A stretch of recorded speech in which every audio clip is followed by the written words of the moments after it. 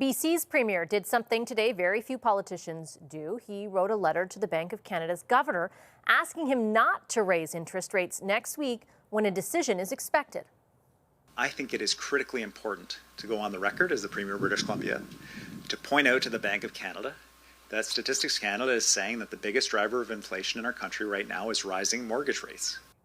The bank's key lending rate currently sits at 5%, the highest in more than 2 decades. 18 months ago, in March of last year, it sat at just 0.5%.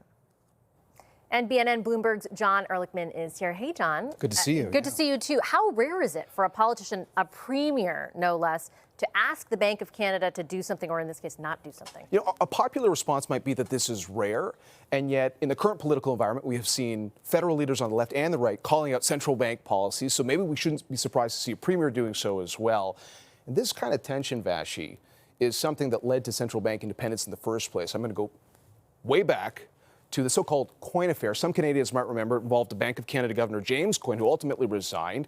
There were squabbles with John Diefenbaker. That really ushered in an era of central bank independence, but there were still squabbles along the way. Paul Martin, early on as finance minister, battling it out with the Bank of Canada Governor John Crow.